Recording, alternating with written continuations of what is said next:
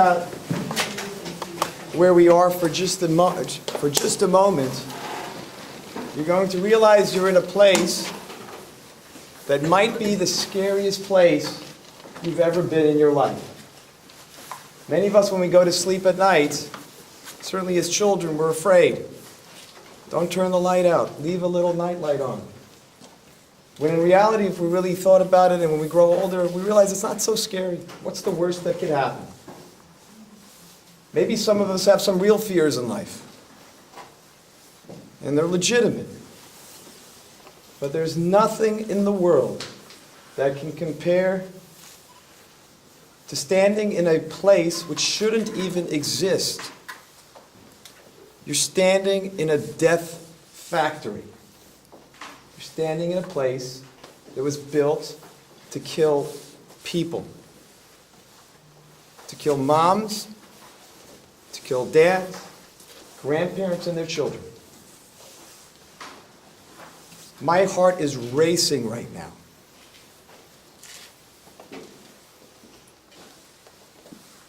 Maybe for the first time this week, in a very strange way, we all feel almost at peace. At this point in time, at this camp, there's no one pushing us through. There's no other groups coming in. And so maybe right now we can take a breath and almost relax for a moment. Because it's so important to process where we are, even though it's incomprehensible. And if I could ask you to try and imagine right now, maybe just close your eyes. As we said yesterday, one of the prayer groups, we said sometimes we have to close our eyes in order to see things. And just imagine right now whether it's a mother walking in with her little children, or a father who's only stressed out because he just doesn't know where his family is,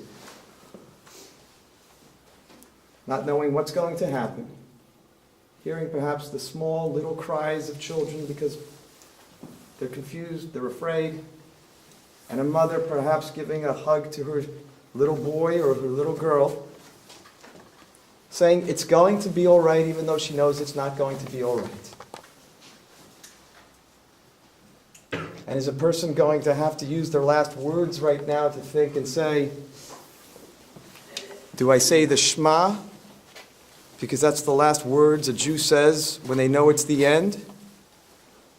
Or do they turn to their little boy or to their little girl and say, I love you? Because this is the last time you have.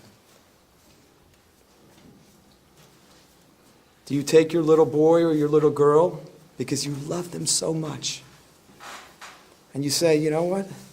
Maybe if I hold them over my head, they'll be able to breathe one extra breath because perhaps the air is cleaner. Would you say, no, maybe it's better if it's just over sooner? These are questions, these are dilemmas, which no one in this room will ever have to face. But 1.5 million little children and 6 million Jews were murdered, and many of them in a place just like this. Most of you in this room are not parents. Most of you can't even imagine a choice like that. But so many, hundreds, if not thousands, of mothers had to look at their children and say, what do I do now? I love you.